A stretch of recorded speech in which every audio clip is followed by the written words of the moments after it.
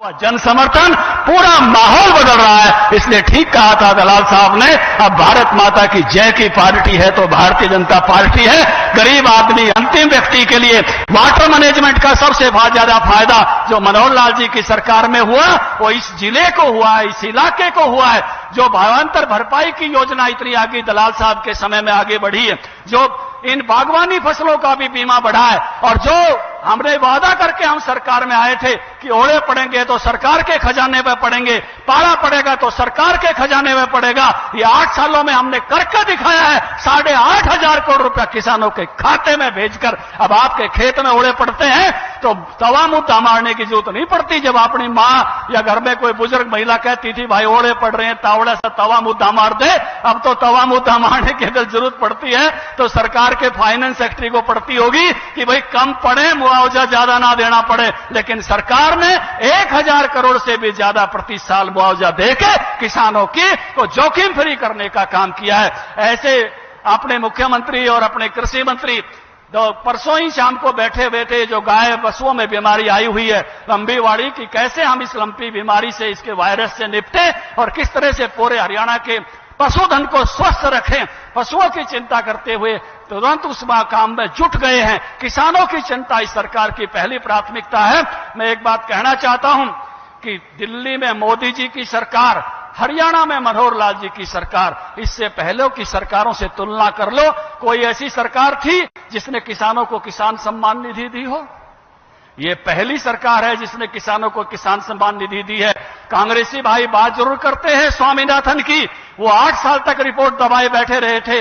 हमने A2+FL देने का काम किया तो हमारी सरकारों ने किया, और सीधा अकाउंट में पैसे देने का काम किया तो मोदी और मनोहर लाल जी की सरकार ने देने का काम किया। इतना अच्छा जोखिम फ्री करने का काम किया तो हमारी दिल्ली की और यहां की सरकारों ने किया। हर क्षेत्र में किसान के लिए सर्वश्रेष्ठ करने का काम किया है। पुरानी सभी सरकारों से आप आकलन कर सकते हो। भाषण कोई भी करे, लेकिन उस भाषण के अंदर जाके देखना कि किसान का सच्चा हितैषी कोई है तो भारतीय जनता पार्टी है, नरेंद्र मोदी जी है, मनोहर लाल जी ने करके दिखाया है। इन्हीं शब्दों के साथ पुनः मैं आपको बधाई देता हूं आज के इस समारोह की और आज के इस घोषणा की जो यहां रीजनल सेंटर बन रहा है। जरूर लोहारू के इलाके का इजराइल की तरह से विकास करने का जो सपना है वो साकार होगा। आप सबको नमस्कार, भारत माता की जय। बहुत बहुत धन्यवाद महोदय। अब मैं अध्यक्ष जी से एक प्रार्थना करूंगा कि 2 विभूति हमारे भारतीय जनता पार्टी ज्वाइन कर रहे हैं, रवि महमिया और मुकेश पहाड़ी, विधिवत रूप से पटा बना के भाजपा में ज्वाइन करा दो। इससे हमारे भिवानी जिले में बहुत मजबूती मिलेगी। पंडित रवि महमिया जी कई बार गांव महल के सरपंच रहे हैं सर, जिला परिषद के सदस्य रहे हैं सर, और इंडियन नेशनल लोकदल के पदाधिकारी हैं। जोरदार तालियां माननीय प्रदेश अध्यक्ष महोदय ओम प्रकाश धनखड़ जी, कृषि मंत्री जेपी दलाल जी, शंकर जुप्पड़ जी, सरोज बाला चौरान जी। जोरदार तालियां सभी से निवेदन। रवि महमिया जी को विधिवत रूप से भारतीय जनता पार्टी में शामिल कराए और साथ में श्रीमती मुकेश पहाड़ी जी को भी विधिवत रूप से भारतीय जनता पार्टी की सदस्यता ग्रहण करी। धन्यवाद महोदय। आपने प्रदेश अध्यक्ष महोदय ने केंद्र और राज्य सरकार की कल्याणकारी नीतियों के बारे में विस्तार से बताया।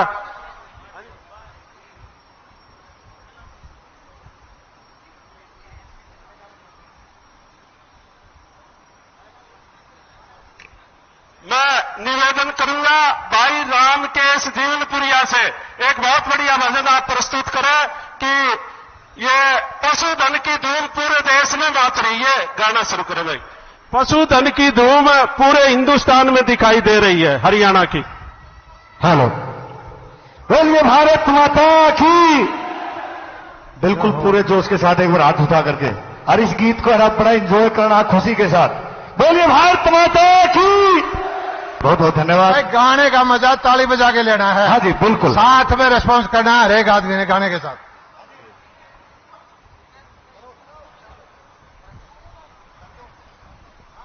शुरू करो भाई, रामकेश जी शुरू करें। हाँ जी हाँ जी।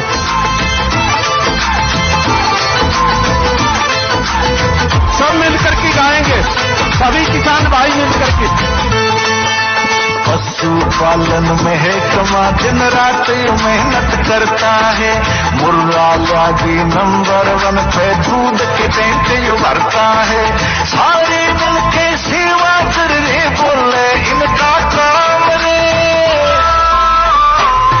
हरियाणा पशुधन का दुनिया में हो रहा नाम रे। हरियाणा जोरदार तालियां सभी से निवेदन। दुनिया में हो रहा नाम रे। हरियाणा पशुधन का दुनिया में हो रहा नाम रे।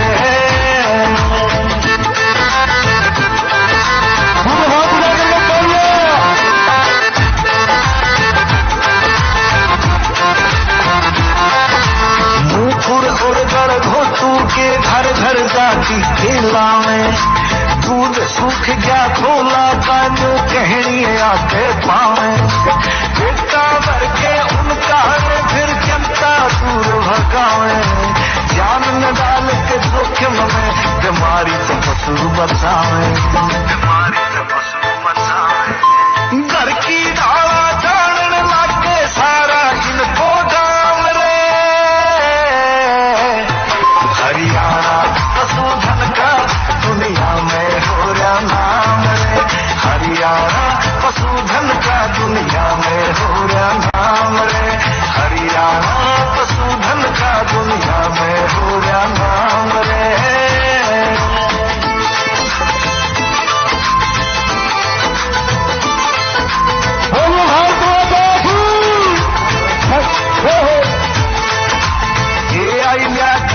कर दिया घेर बदलियो मोटा।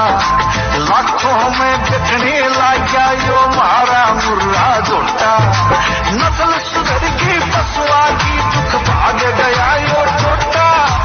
बाल की भी कम पड़ जा सेना देवे थी एक लोटा। ये पशुआ पे भी बहुत घने ये बंटे से इनाम रे।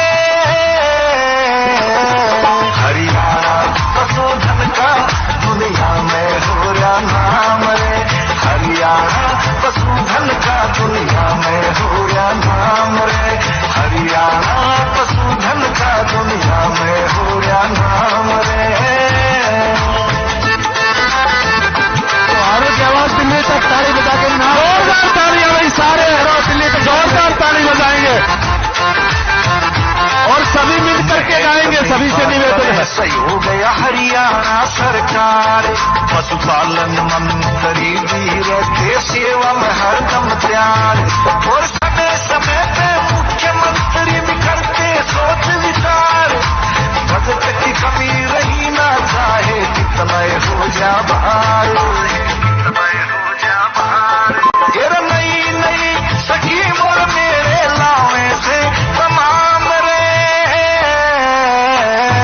हरियाणा पशुधन का दुनिया में हो रहा नाम रे। हरियाणा पशुधन का दुनिया में हो रहा नाम रे। हरियाणा पशुधन का दुनिया में हो रहा नाम रे।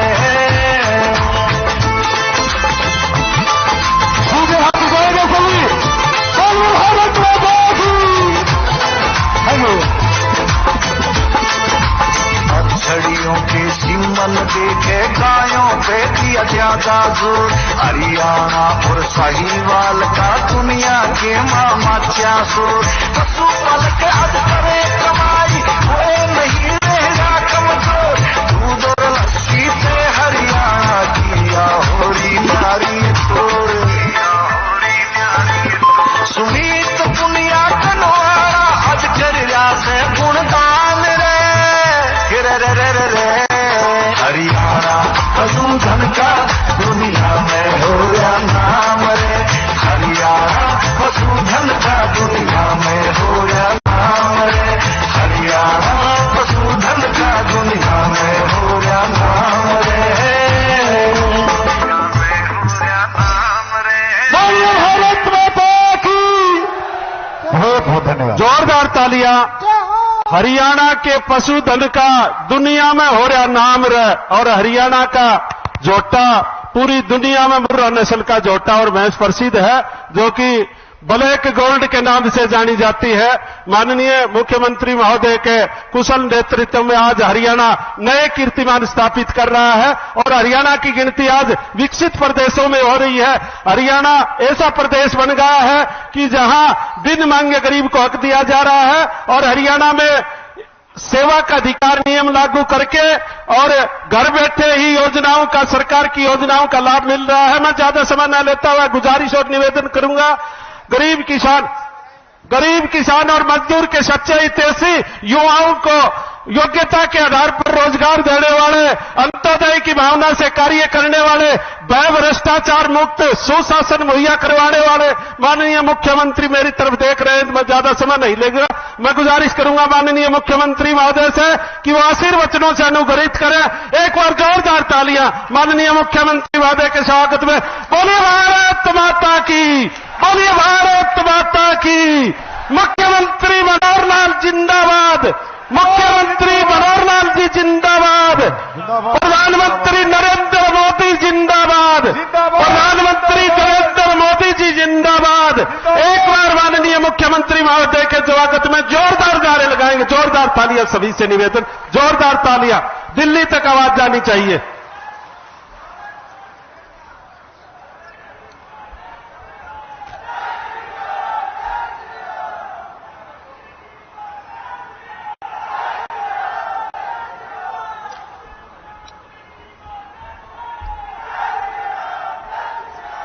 भारत माता के। भाई बावनी खरकड़ी की तो आवाज नहीं है ये। भारत माता के, भारत माता के। बहुत बहुत धन्यवाद भाइयों।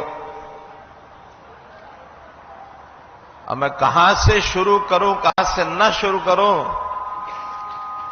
एक बड़ा कौतूहल, और वो भी खास करके इस इलाके में आने के बाद बहुत पुरानी यादें वो आज ताजा हो रही हैं। ये ठीक है कि आज तो अब हमारे कृषि मंत्री जेपी दलाल साहब यहां के विधायक हैं, लेकिन ये कितना घूमे कितना नहीं घूमे, मुझे पता कि मैं जिस इस इलाके में शायद इनसे भी ज्यादा घुमा हूंगा। चाहे इधर ढिगावा है, काकुड़ली, फिर जुई, फिर हमारे इसरोवाल, कैरू, लोहारू, बहल। ढिगावा तो मंडी में आए ही कई बार, और उस टाइम के जो हमारे पुराने लोग हैं सारे आज मुझे ध्यान में आ रहे हैं। जब हमें ये रामकिशन शर्मा कुड़ल वाले ये स्कूटर पर बैठा करके ले जाया करते, विजय शेखावत ये भी अपने ढाणी में ले जाते, बाजरा के रोट और फिर सांगर का साग, नूनी, लस्सी, राबड़ी सब ये खिलाया पिलाया करते। तो मुझे तो ये लगता है कि शायद उस टाइम मैं यहां का एमएलए था। दलाल साहब आज तो आप ही है ना, आज तो आप ही है ना। दलाल साहब इतना काम करते हैं यहां कि इनकी बात को कभी मोड़ता नहीं।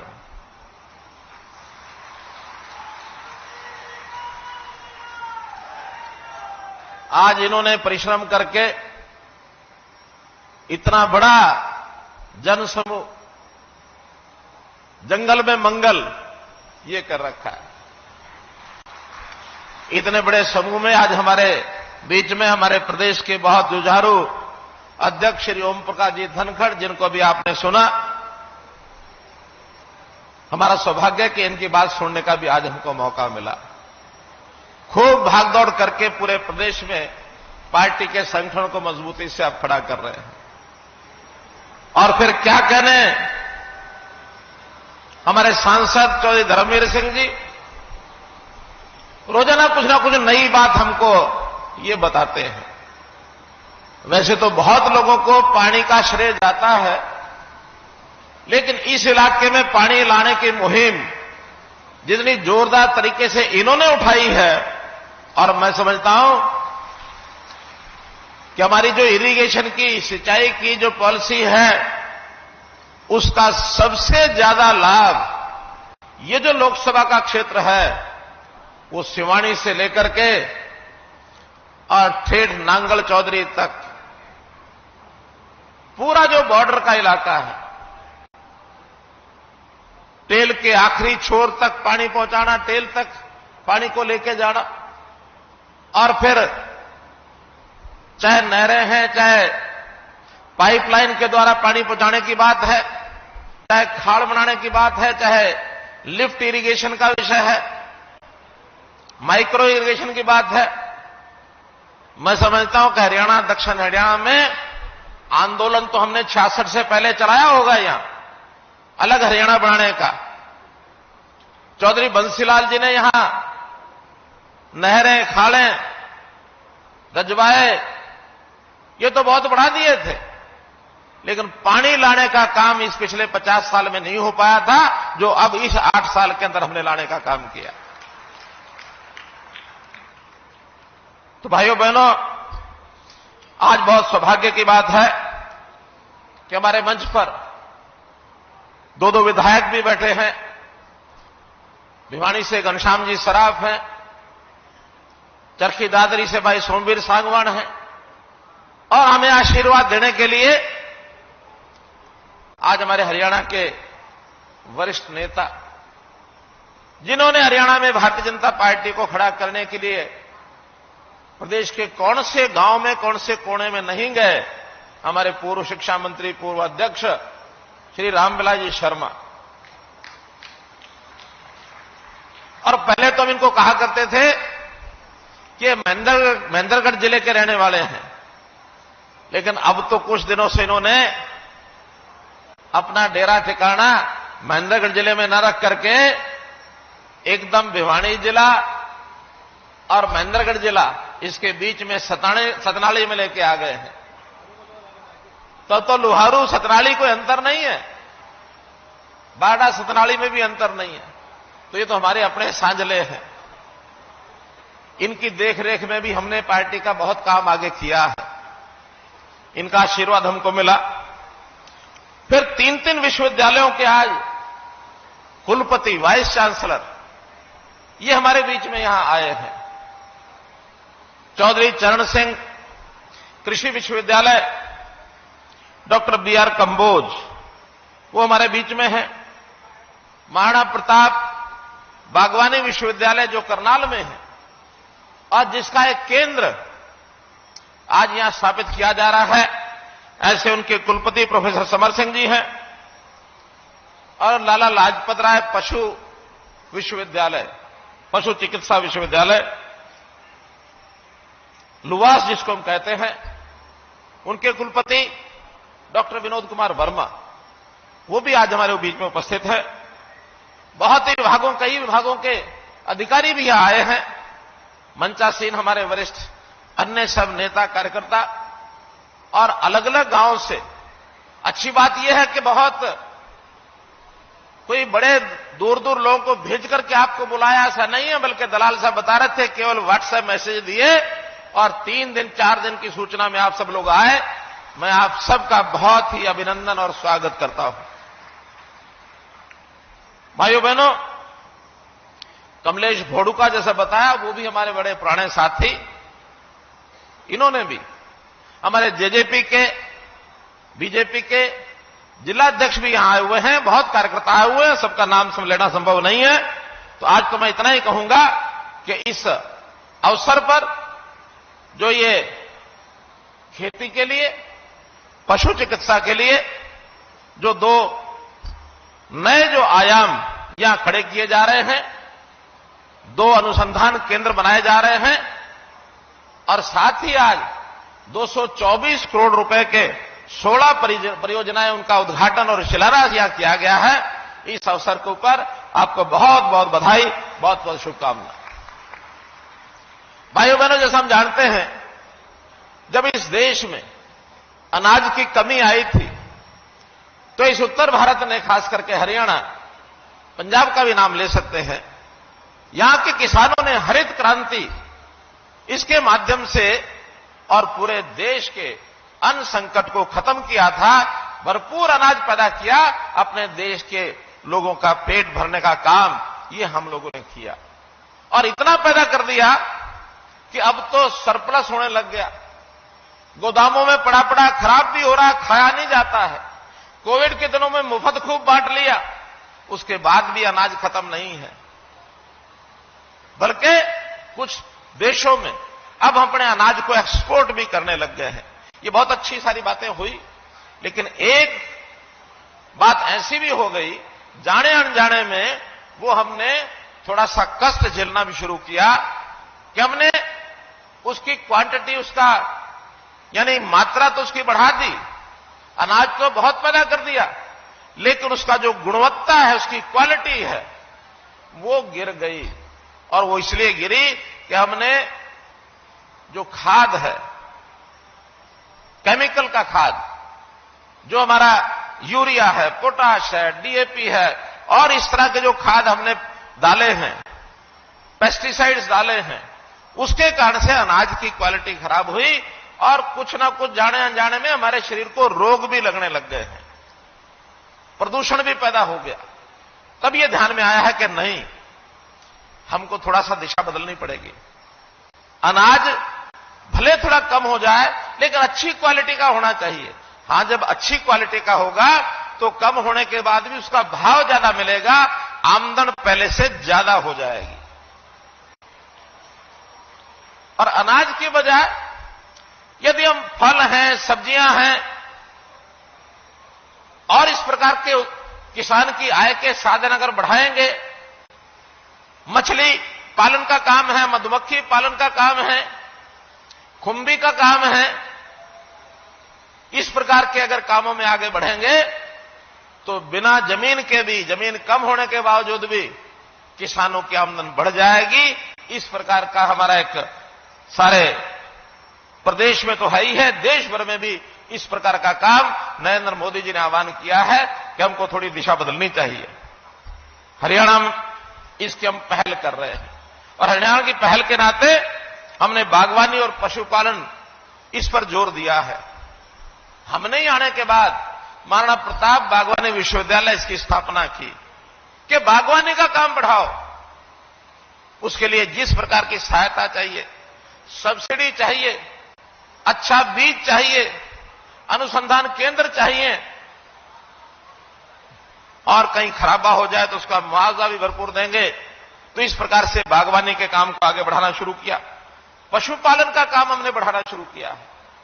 हमारे विश्वविद्यालय पर जो लाला लाजपत राय पशुपालन का, हमारा पशु चिकित्सा का विश्वविद्यालय है, उसने उसमें और प्रगति की है। तो इस नाते से पहले जो हरियाणा कृषि विश्वविद्यालय है, इसकी ख्याति सारी दुनिया में है। हम चाहेंगे कि हमारे दोनों नए विश्वविद्यालय भी, लाला लाजपत राय यानी जिसको लुआस कहते हैं और महाराणा प्रताप बागवानी विश्वविद्यालय, इनको दोनों को भी इतना आगे बढ़ाएं कि ये भी विश्व पटल पर आगे आ जाए, ताकि दुनिया कहे कि भारत और हरियाणा के अंदर ये दो विश्वविद्यालय ऐसे हैं जो किसी से पीछे नहीं है। तो हम इसके लिए भरपूर काम कर रहे हैं और मैं धन्यवाद करता हूं आज अपने पंचायत खरकड़ी का, ग्राम पंचायत खरकड़ी ने हमको ये जो अनुसंधान केंद्र का, क्षेत्रीय अनुसंधान केंद्र के लिए 120 एकड़ जमीन दी है, फ्री ऑफ कॉस्ट दी है ये।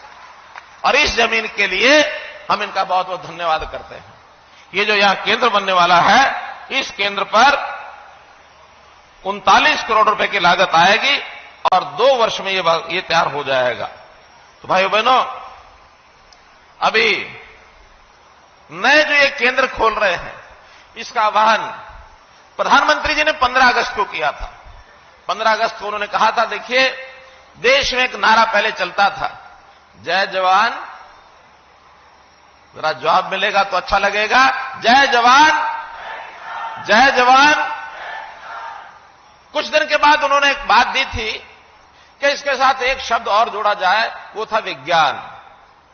उन्होंने कहा कि जय जवान जय विज्ञान, जय जवान जय किसान जय विज्ञान। हमने उस समय विज्ञान की बजाय पहलवान जोड़ दिया था। जय जवान जय किसान जय पहलवान। हरियाणा को पहलवान की जरूरत थी और पहलवानों को हम आगे बढ़ाना चाहते थे। अभी इस 15 अगस्त को उन्होंने एक शब्द और जोड़ दिया कि जय जवान जय किसान जय विज्ञान जय अनुसंधान। जय अनुसंधान इस 15 अगस्त को उन्होंने जोड़ा है और मुझे खुशी है इस बात की कि उन्होंने तो 15 अगस्त में अनुसंधान शब्द जोड़ा और हमने मात्र 5 दिनों में अनुसंधान के 2 नए केंद्र आज उनका शिलान्यास करने का काम कर दिया।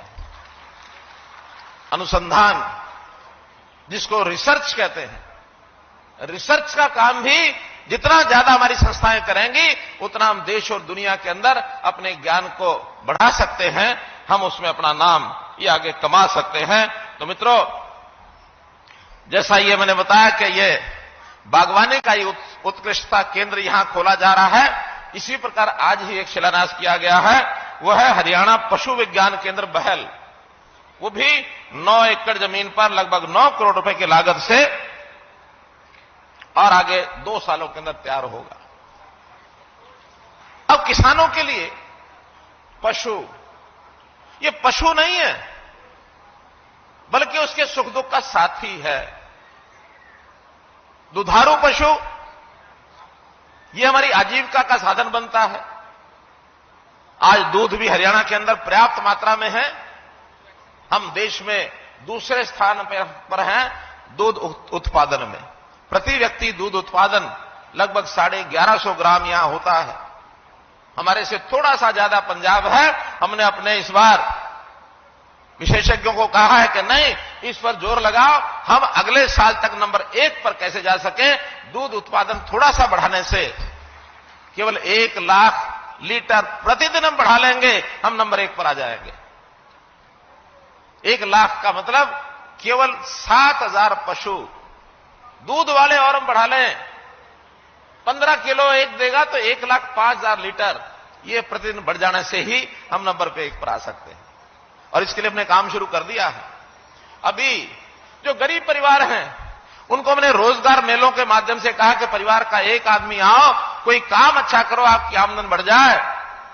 तो आपकी जानकारी के लिए जितने लोग आए हैं गरीब परिवार जिनकी आमदन 1 लाख रुपया साल से भी कम है, अर्थात महीने की 7-8 हजार रुपये महीने की आमदन है, ये अपना कोई काम करें। तो जितने लोग आए हैं उसमें से 60% लोगों ने कहा हम पशुपालन का काम करेंगे, हमको 1 लाख रुपया 2 लाख रुपया लोन दिला दो, हम पशु बांधेंगे, सेवा करेंगे, दूध आएगा, हम उसकी बिक्री भी करेंगे, घर का भी काम चलेगा। हमने उनके सबके 1 लाख से 2 लाख रुपए तक के लोन मंजूर कर दिए हैं मित्रों, उनके लोन मंजूर कर दिए। हमारी घर में हमारी माता, दादी, बहन, घर की महिला भी पशुपालन में और उसके बाकी सारी पशुओं की सेवा करने में उनका भी बहुत बड़ा योगदान होता है। तो इस नाते से महिलाएं भी जो आई हैं आगे, उनको भी हमने इस काम में उनका सहयोग किया है। बैल जो है वो हमारे खेती का साधन होता था। अभी अलग बात है कि आज वैज्ञानिक युग आने के बाद मशीनीकरण हो गया तो बैलों का उपयोग हमने कम कर दिया है। अब हम ट्रैक्टर लाने लग गए हैं और उसके माध्यम से अपना खेत जोतते हैं। बड़ी बड़ी मशीनें भी आ गई हैं, लेकिन यह नहीं भूलना चाहिए कि आज हम जहां पहुंचे हैं वो उसी बैल के किए हुए काम के कारण से, और वही सीढ़ी थी जहां से हम आगे बढ़ के गए हैं। तो इसलिए हमारे पशुओं का जो ये योगदान है कृषि को, खेती को, किसान को, ये भुलाया नहीं जा सकता। इसलिए हम पशुओं को आगे बढ़ाने के लिए, पशुओं के जो रोग लगते हैं उनका उपचार, विश्वविद्यालय हमारा लुआस है ही है इसमें।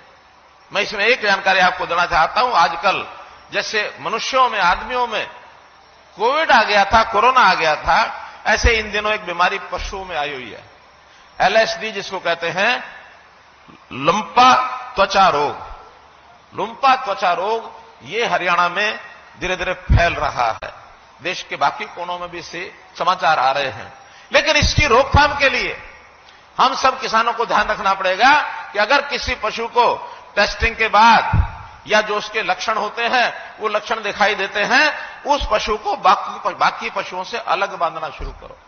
जैसे हमने आदमियों को आइसोलेशन किया था, क्योंकि बीमारी एक दूसरे को टच करने से भी फैलती है, एक दूसरे के साथ सांस लेते समय भी उसके शरीर में जा सकती है। इसलिए लगभग 28,000 पशु सारे हरियाणा में 20 लाख में से वो कल तक का आंकड़ा था जो इसमें प्रभावित हो चुके हैं। भिवानी जिला हालांकि उसमें बचाव में है, दादरी भी बचाव में है, लेकिन ज्यादा सिरसा है, फतेहाबाद है, कैथल है, कुरुक्षेत्र है, अंबाला है, यमुनानगर है, इन जिलों में थोड़ा ज्यादा फैला है। फिर भी बीमारी का पता नहीं लगता है। हम थोड़ा सावधानी रखें और उसमें हमारे वैज्ञानिक जो हैं, डॉक्टर जो हैं, उसमें संदेश दे रहे हैं कि क्या क्या हमको विज्ञान उसका ध्यान रखना है। सरकार ने तय किया है कि हर पशु को हम एक वैक्सीनेशन का टीका लगाएंगे। 20 लाख पशु हैं हरियाणा में, जिसमें से अभी 3 लाख टीके आ चुके हैं। 17 लाख का हमने ऑर्डर दे दिया है कि बहुत जल्दी टीके उपलब्ध होने पर, जैसे उपलब्ध होंगे 7 दिन के अंदर अंदर सभी पशुओं को इंजेक्शन वैक्सीनेशन के हम लगाएंगे। इसलिए हम चूंकि मनुष्य इस रूप में भुक्तभोगी हैं, इसलिए किसानों ने गांव में जिनके घर में पशु है इस वैक्सीनेशन को जरूर लगवा लेना है। हां, जिसको ये बीमारी हो गई है उसको नहीं लगाना है, लेकिन जो स्वस्थ हैं उनको इसलिए लगाना है कि ये बीमारी उन तक फैले नहीं, आगे ना बढ़े। इसलिए इस काम को जरूर ध्यान रखना है। यहां जो पशुओं का ये जो एक अनुसंधान केंद्र बन रहा है, एक आइडियल स्थान पर हम बना रहे हैं। ये एक लुआस केंद्र का और ये हमारा एक सेंटर होगा, एक्सटेंशन सेंटर, क्योंकि इससे पहले पशुओं की बीमारी के लिए लोगों को या तो हिसार जाना पड़ता था यूनिवर्सिटी में, या फिर महेंद्रगढ़ में एक केंद्र वहां जाना पड़ता था। इन दोनों के बीच में बहुत बड़ा इलाका है, पशुओं को क्योंकि बहुत दूर तक ले जाया नहीं जा सकता, इसलिए इस काम के लिए इस केंद्र का बहुत बड़ा उपयोग होगा। यहां पशुओं की कोई बीमारी का उनका ऑपरेशन करना पड़ेगा तो उसके लिए भी सुविधाएं होंगी।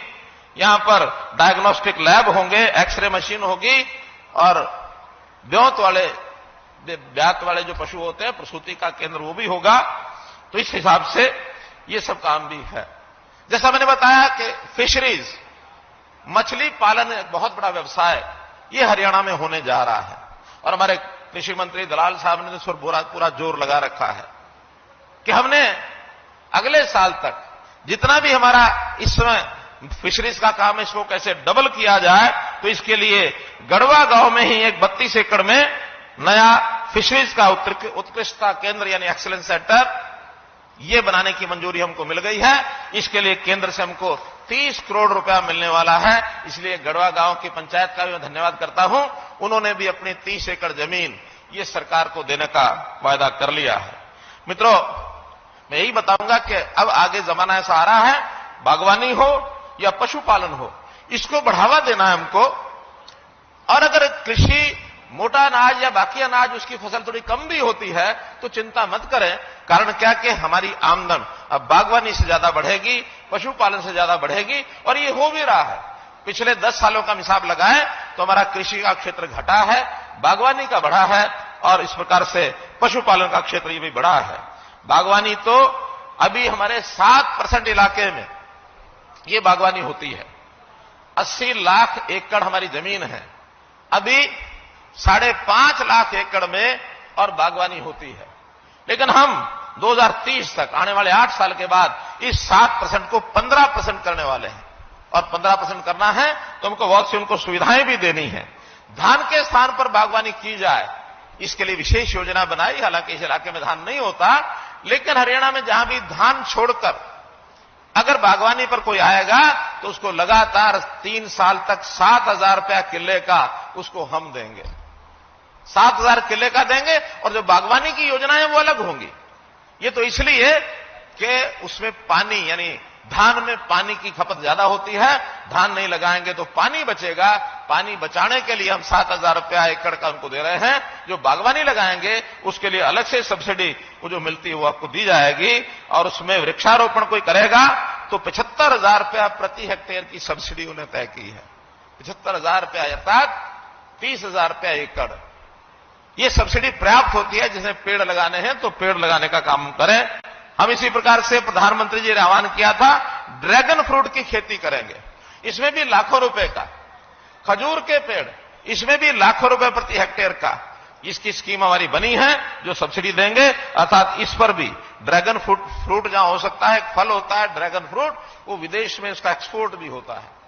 हमारे यहां तो शायद उतना ज्यादा नहीं होता, लेकिन विदेशों में बहुत मांग है उसकी। खजूर अपने को पता है, तो इस इलाके में खास करके थोड़ा जो रेतीला इलाका होता है उसमें खजूर बहुत हो सकता है, तो खजूर भी अगर हम लगाएंगे उसमें भी बहुत बड़ी सब्सिडी हम देने वाले हैं। मित्रों, इस प्रकार से हम लोगों ने अलग अलग स्थानों पर इन सब्जियों के, फलों के 14 सेंटर ऑफ एक्सेलेंसी बनाए हैं, और ऐसे एक्सेलेंसी सेंटर विदेशों की, खास करके इजराइल की सहायता से, और ये हम इसका आगे बढ़ा रहे हैं। और भी कुछ देशों में जहां खेती ज्यादा होती है उनके साथ हमारे एमओयू हो रहे हैं कि हम अपने इस देश में, हरियाणा में खेती के नए प्रकार, फसलों के नए प्रकार जिसमें आमदन ज्यादा हो, जो हमारी जरूरत पूरी करे वो तो ठीक ही है, लेकिन हम विदेशों में भेज सकें, एक्सपोर्ट कर सकें, जिससे देश की आर्थिक स्थिति भी उसमें उभार होगा, उसमें बनेगा। मित्रों, हमने और योजना जो पहले भी बताई जा चुके हैं, भावांतर भरपाई योजना, मुख्यमंत्री बागवानी बीमा योजना, जिसमें 21 फसलें हमने शामिल की हैं, सब्जियां हैं, फल हैं। एक प्रकार से हम जितना भी ये डिपेंडिंग एग्रीकल्चर है, इसको आत्मनिर्भर कृषि की ओर आगे बढ़ रहे हैं, एफपीओज बना रहे हैं, मार्केट केंद्र बना रहे हैं कि चीज पैदा हो जाए, उसको बिक्री के लिए अच्छा एक प्रबंध ये हो जाए, ताकि किसान अपनी बिजली को बेच सके। इस प्रकार से ये सारा काम भी हम कर रहे हैं। मधुमक्खी पालन की भी नीति हमने बनाई है। माननीय प्रधानमंत्री जी ने अभी हमारी प्रशंसा की। यमुनानगर के एक मधुमक्खी पालक, उसको उन्होंने अपनी मन की बात में प्रोत्साहन दिया। उस मधुमक्खी पालक किसान से बात की कि हरियाणा में आप मधुमक्खी पालन का इतना अच्छा काम कर रहे हैं। हरियाणा की सरकार को भी, हरियाणा के किसानों को भी बहुत बहुत उन्होंने बधाई दी। अभी तक हमारा जो उत्पादन है, ये उत्पादन लगभग 4200 मीट्रिक टन का है, और आने वाले समय में हम इसको 10 गुना करने जा रहे हैं, क्योंकि मधुमक्खी पालन में तो केवल बक्से रखने होते हैं। मक्खियां आसपास खेतों से, फूलों से, पत्तों से रस लेकर के आती हैं और मधुमक्खी बन जाता है। कोई हमारी लागत, केवल मधुमक्खी की लागत और बक्सों की लागत, बक्सों की लागत के लिए 85% सब्सिडी देते हैं, और जो उपकरण आते हैं उसके लिए भी 75% सब्सिडी देते हैं। तो इस प्रकार से हम इसकी जो लागत है, इसके हिसाब से, और हम इसको डबल करने जा रहे हैं, और इसमें भी सब्सिडी पर्याप्त दे रहे हैं। मित्रों, बाग, मशरूम, वर्टिकल खेती, ये भी इसमें से अलग से हमारे प्रावधान हैं। प्राकृतिक खेती, जैसा मैंने पहले बताया कि केमिकल जो खाद है, रासायनिक खाद, उसकी बजाय प्राकृतिक खेती, ऑर्गेनिक खेती आप कुछ भी कहें, उसको हम बढ़ावा दे रहे हैं। अभी जब से प्राकृतिक खेती का हमने काम शुरू किया, उसकी भी सब्सिडी हम दे रहे हैं। एक गाय, उसका 25,000 जीवामृत ले ना, तो प्राकृतिक ना हो, 25,000 रुपया। हाँ, कितने एकड़?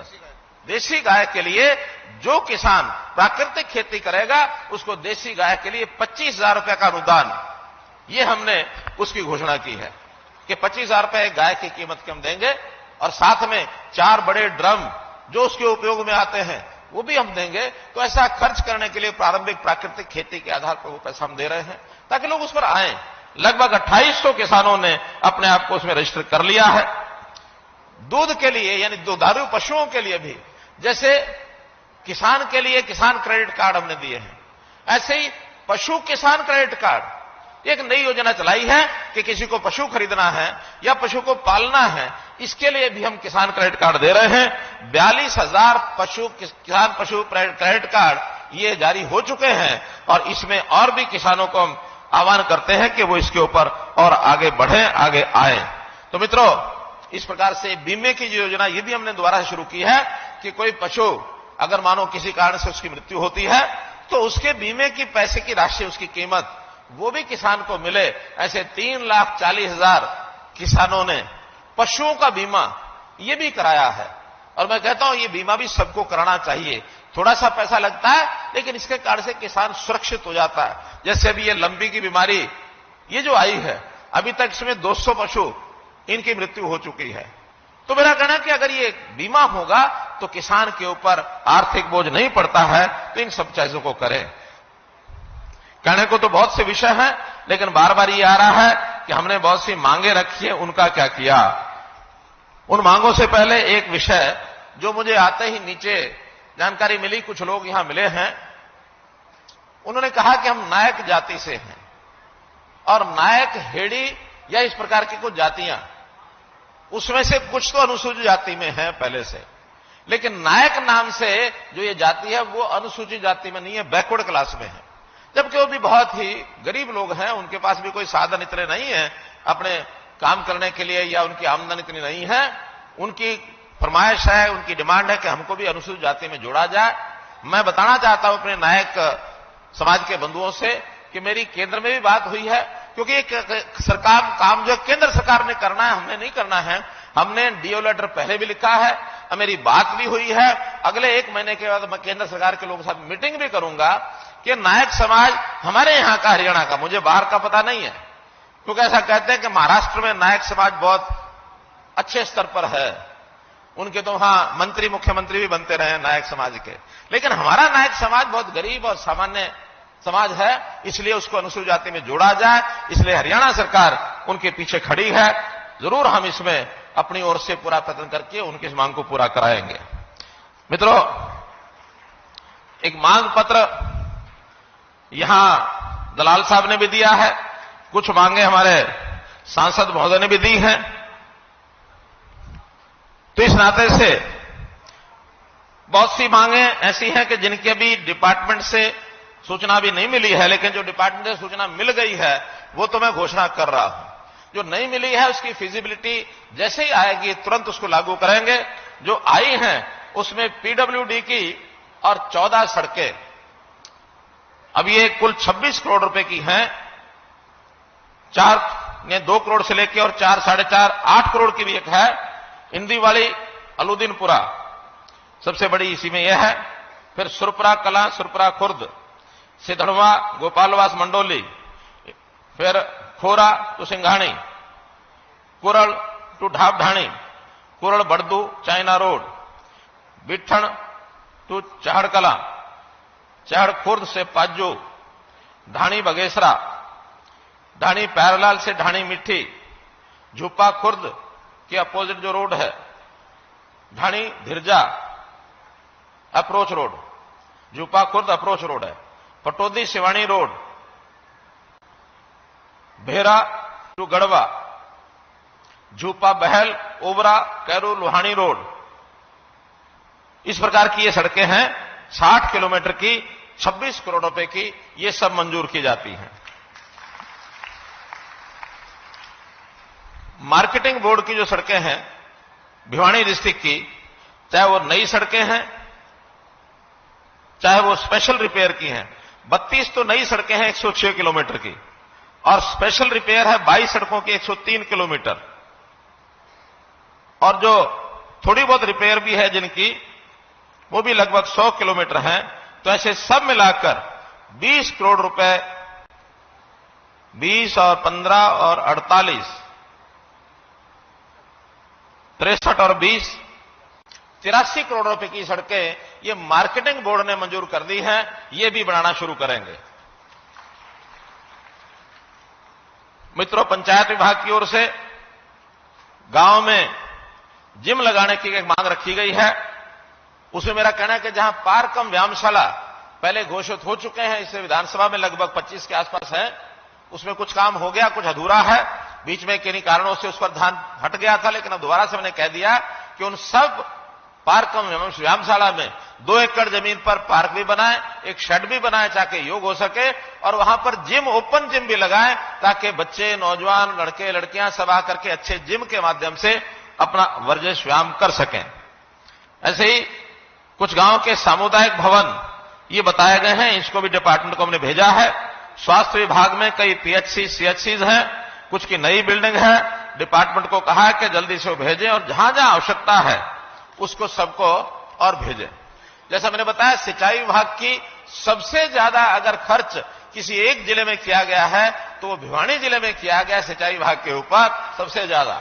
फिर भी हमारे दलाल साहब ने सिंचाई विभाग के लिए 14 डिमांड और भेजी हैं, जिसमें डिस्ट्रीब्यूटरी है, माइनर है, तालाब भी है, कुछ माइनर का जीर्णोद्धार करना है। तो ऐसे 14 के 14 जैसे ही इसके अंदर डिपार्टमेंट के लोग इसको फिजिबिलिटी देख लेंगे, इन सब में होने वाले सारे काम कराए जाएंगे, कुछ छोड़ा नहीं जाएगा। पब्लिक हेल्थ के भी कुछ काम है। लोहारू शहर में सीवर पाइप लगाने का कुछ एरिया बाकी बचा हुआ है, इसको करा दिया जाएगा। स्टॉर्म वाटर का जो लोहारू का सिस्टम है, बरसाती पानी को निकालने का, हालांकि इस इलाके में पानी ज्यादा रुकता नहीं है, मुझे पता है। पानी एक बार आता है, बरसता है और आधे घंटे में नीचे उतरता है और उसके अगले 1 घंटे में जमीन उसको पी जाती है, इसलिए बहुत बड़ी समस्या नहीं है। फिर भी कहीं कीचड़ ना हो, कहीं छोटा मोटा पानी खड़ा होता तो ना हो, उसका जितना भी काम है वो कराया जाएगा। पीने के पानी के लिए जलघर, water storage tank, boosting station, ये कुछ डिमांड है, इसका भी फिजिबिलिटी लेकर के सब कराया जाएगा। खेल के लिए स्टेडियम की 7-8 गांव की डिमांड है। खेल विभाग ने एक मैपिंग की है कि हमने किस जिले में कौन से खेल को प्रोत्साहन देना है और उसी हिसाब से कितनी दूरी पर स्टेडियम होने चाहिए। पुराने जो स्टेडियम है उनकी रिपेयर करना, वहां कोच भेजना और वहां 2 कमरे जरूर बनाना ताकि वहां सामान रखा जा सके। ऐसे ही जहां जहां कुछ दूरी के ऊपर स्टेडियम नहीं है, उन गांव के अंदर नए स्टेडियम बनाने की खेल विभाग ने योजना अपनी बना ली है। तो मित्रों, ये कुछ मांगे ऐसी हैं जो लोहारू हलके की दी गई हैं। इसमें कुछ जो हो गई है, जिसकी फिजिबिलिटी चेक हो गई है, वो मैंने बताई है। बाकी सब बातें भी निश्चित रूप से बहुत जल्दी करा करके और मंत्री जी को भी बता दिया जाएगा, डिप्टी कमिश्नर को बता दिया जाएगा, आपको भी जानकारी मिल जाएगी। आपने मेरी बात को इतना ध्यानपूर्वक तसल्ली से सुना, आपका बहुत बहुत धन्यवाद, बहुत बहुत आभार। और भाई, मौका होगा तो मैं फिर एक बार घूम जाऊंगा। धन्यवाद। भारतीय जनता पार्टी जिंदाबाद। माड़ा भी दिया था, तो माड़ा भी कह दी होती, वो असेसमेंट करावांगे। एक चीज जो थोड़ा जो मैं भूल गया हूं आपकी जानकारी के लिए, यहां जो पास में हमारे सांसद महोदय का सिंघानी गांव, वो शहीदों का गांव है।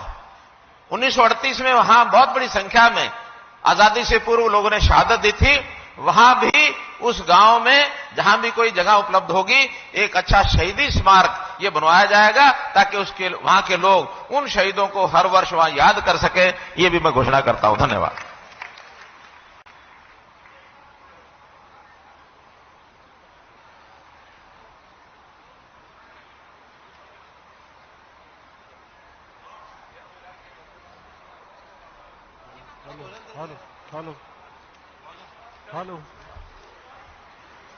हेलो। आप सबका बहुत बहुत धन्यवाद। आराम से अनुशासित ढंग से जाएं। माननीय मुख्यमंत्री महोदय का, माननीय मंत्री महोदय का, सांसद चौधरी धर्मवीर सिंह जी का,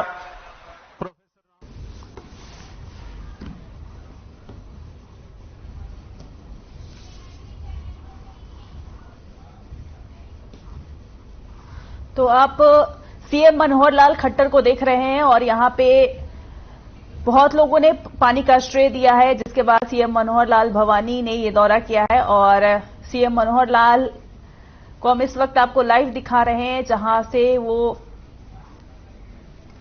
बहल के पशु विज्ञान केंद्र रखी आधारशिला को लेकर जो है सौगात दे रहे हैं। लोहारू को मनोहर लाल खट्टर की तरफ से ये सौगात दी जा रही है और सीधा तस्वीरें हम आपको दिखा रहे हैं। सीएम मनोहर लाल खट्टर इस वक्त लाइव है और पहल के पशु को लेकर सीधा सौगात दे रहे हैं। ये लाइव तस्वीरें हम आपको सीधा दिखा रहे हैं, जहां पे पशु विज्ञान केंद्र के रखी आधारशिला को लेकर इस वक्त सौगात दे रहे हैं।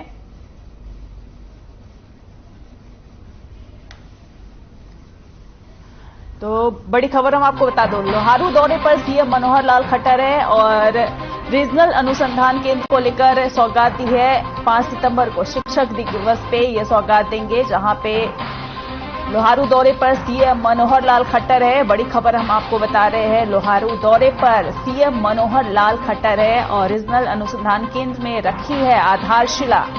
बहल के पशु विज्ञान केंद्र पर यह आधारशिला रखी है। लोहारू दौरे पर सीएम मनोहर लाल और रैली को संबोधित कर रहे हैं सीएम जहां पे रीजनल अनुसंधान केंद्र पर रखी आधारशिला है। 5 सितंबर को शिक्षक दिवस पर सम्मानित होंगे। 16 डिस्ट्रीब्यूटर के जीर्णोद्धार को लेकर यहां पे मौजूद थे और सीधा हम आपको लाइव दिखा रहे थे जहां से 36 करोड़ की लागत से होगी जीर्णोद्धार और लोहारू से बहुत पुराना संबंध है, ये कहा है सीएम ने और मुझे अपने पुराने दिन याद आ रहे हैं। लोहारू दौरे पर सीएम मनोहर लाल है और इस दौरान जेपी दलाल बहुत मेहनत से काम कर रहे हैं। इलाके में पानी लाने की जबरदस्त मुहिम भी चलाई जा रही है। चौधरी बंसीलाल ने यहां नहरें खुदवाई और पानी लाने का काम किया है। पूर्व मंत्री रामविलास को लेकर यह बात कही है, इनकी देखरेख में हमने कई उपलब्धियां की है, इस तरह के यहां पे बात कहते नजर आ रहे हैं सीएम मनोहर लाल। वहीं चौधरी बंसीलाल का भी यहां पे जिक्र किया है और पानी लाने का काम किया है, ये बात कहते आ रहे हैं। पानी को लेकर जो तंगी थी जिसको लेकर अब सीएम मनोहर लाल ने खुद कहा है बहुत लोगों को पानी का श्रेय जाता है।